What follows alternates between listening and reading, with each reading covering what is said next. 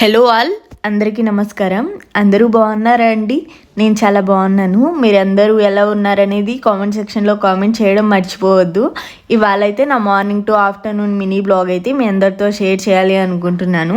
ఇప్పుడు టైం వచ్చేసి మార్నింగ్ 9 అవుతుందండి. ఇంకా ఇవాళ అయితే మన నెల్లూరులో బాగా వర్షం పడుతుంది. ఇంకా 2 days వరకు బాగా వర్షాలు ఉంటాయంటండి. ఇంకా ఈ వర్షాలు ఏంటో అండి, అస్సలు ఆగడం లేదు. దగ్గర మన నెల్లూరులో ఒక 20 days నుంచి అయితే వర్షాలు అయితే పడుతూనే ఉన్నాయి. ఇంకా ఎక్కడ బట్టలు అక్కడే ఉంటున్నాయి, ఎక్కడ పనులు అక్కడే ఆగిపోతున్నాయి ఈ వర్షం వల్ల. అయితే నాకైతే చాలా చిరాకు వచ్చేసింది. ఇంకా ఇక్కడ వచ్చేసి మా సిస్టరు పూజ చేసిందండి. ఇవాళ ట్యూస్డే కదా, ఇంకా పూజ అయితే చేయమన్నాను. ఆల్రెడీ మా హస్బెండ్ చేసేసారు. ఇంకా తను కూడా స్నానం చేసుండే. ఇంకా నువ్వు కూడా హారతి ఇచ్చేసి దేవుడికి దండం పెట్టుకో అని చెప్పాను. ఇంకా తిన్నతో పాటు మా పాప కూడా స్నానం చేయించుకొని దేవుడి పాట అయితే పాడుతుందండి. ఒకసారి ఏ పాటో ఒకసారి మీరు కూడా వినండి.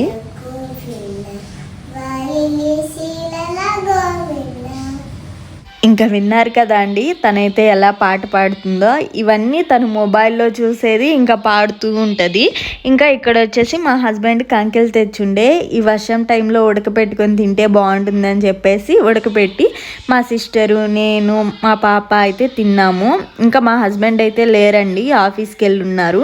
ఇంకా ఇవాళ లంచ్లోకి వచ్చేసి బెండకాయ పులుసు అయితే చేస్తున్నానండి. నా స్టైల్లో ఎలా చేస్తాననేది మీతో కూడా షేర్ చేస్తాను. ఇంకా చెప్పడం అయితే మర్చిపోయానండి, మన ఛానల్ని కానీ ఫస్ట్ టైం చూస్తున్నట్లయితే లైక్ చేయడం అయితే అసలు మర్చిపోవద్దు. మీరు లైక్ చేయడం వల్ల మరికొందరికి రీచ్ అయితే అవుతుంది. ఇంకా మీరు ఇచ్చే లైక్ వలన నాకు బూస్టప్గా కానీ ఉంటుందనేసి చెప్తున్నాను. ఇంకా బెండకాయ పులుసు ఎలా చేస్తున్నాను అనేది చెప్తాను. ముందుగా స్టవ్ వెలిగించి తర్వాత ప్యాన్ పెట్టుకొని ఒక 2-3 tablespoons ఆయిల్ వేసుకోవాలి. నెక్స్ట్ పోపు దినుసులన్నీ వేసుకోవాలండి. లైక్ ఆవాలు, జీలకర్ర, మెంతులు, కరివేపాకు ఇవన్నీ వేసుకుని అవన్నీ చిటపటలాడిన తర్వాత ఆనియన్స్ వేసుకొని, ఆనియన్స్ బాగా వేగాక అంటే కొంచెం గోల్డెన్ బ్రౌన్ కలర్ వచ్చిన తర్వాత టమోటాలు, పసుపు వేసుకొని వేపుకోవాలి. తర్వాత టమోటాలు కొంచెం ఆయిల్లో మగ్గాక మనం కట్ చేసుకున్న బెండకాయలు ఉంటాయి కదా అండి, అవి వేసేసుకుని కొంచెం వేపుకోవాలి. నెక్స్ట్ వచ్చేసి కారం ఒక 1.5 స్పూన్ వేసుకుని, ఇంకా బెండకాయలకి కారం బాగా పట్టేంత వరకు అటు ఇటు గరిటెతో తిప్పుకుంటూ ఉండాలి.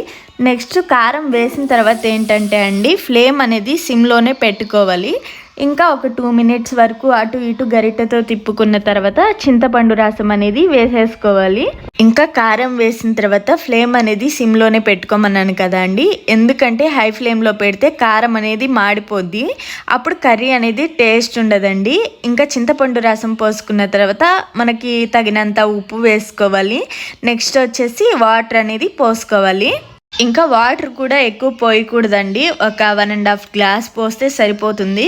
ఇంకా కర్రీలో వాటర్ పోసాక కర్రీ అంతా బాగా ఉడికేంత వరకు స్టవ్ మీదే ఉంచుకోవాలండి. ఇంకా ఇక్కడ వచ్చేసి రైస్ పెట్టేందుకు బియ్యం కూడా వేసి వాష్ చేస్తూ ఉన్నాను. ఇంకా బియ్యంని ఒక 2-3 times వాష్ చేసేసుకుని ఒక 1/2 hour వరకు నానబెట్టేస్తానండి. అప్పుడు ఏంటంటే నానబెట్టడం వలన రైస్ అనేది బాగా పొడి పొడిలాడుతూ వస్తుంది. సో ప్రతిరోజు అయితే నేను నానబెట్టేస్తాను. నానబెట్టి మాత్రమే రైస్ అనేది వండుతానండి. ఇంకా ఎప్పుడైనా రేర్ సిచ్యువేషన్లో ఎప్పుడైనా బయటికి వెళ్దాం కదా, అప్పుడైతే వాష్ చేసేసి అప్పటికప్పుడైతే పెట్టేస్తాను. ఇంకా బయటికి వెళ్ళి వచ్చినప్పుడు ఏంటంటే బాగా ఆకలి మీద ఉంటాం కదా అండి అందరమి. ఇంకా అప్పటికప్పుడు రైస్ కడిగేసి అప్పటికప్పుడైతే పెట్టేసి వండేస్తూ ఉంటాను. ఇంకా ఇక్కడ వచ్చేసి బాగా బియ్యం నానిన తర్వాత స్టవ్ వెలిగించేసి బియ్యం అయితే పెట్టేస్తూ ఉన్నాను. ఇంకా ఇక్కడ రైస్ పెట్టేశాను కదా అండి. నేనైతే ప్రతిరోజు 12:40కి అలా స్టార్ట్ చేసి 1కి 1:30 కల్లా వంట అయితే కంప్లీట్ చేసేస్తాను. ఇక్కడైతే అన్నం అయితే పొంగొచ్చేస్తూ ఉంది. నెక్స్ట్ ఇక్కడ ఓ పక్క అయితే కర్రీ కూడా ఉడుకుతూ ఉందండి. ఇంకా నేనైతే అన్నం అయితే వంపేస్తాను, గంజి అనేది అలాగే ఉంచేయను, గంజి అనేది వంపేసుకుంటూ ఉంటాను. ఇంకా కొందరు గంజి అనేది అలాగే ఉంచేసి రైస్ అంతా కుక్ అయ్యేంత వరకు అలాగే ఉంచేస్తారు కదా.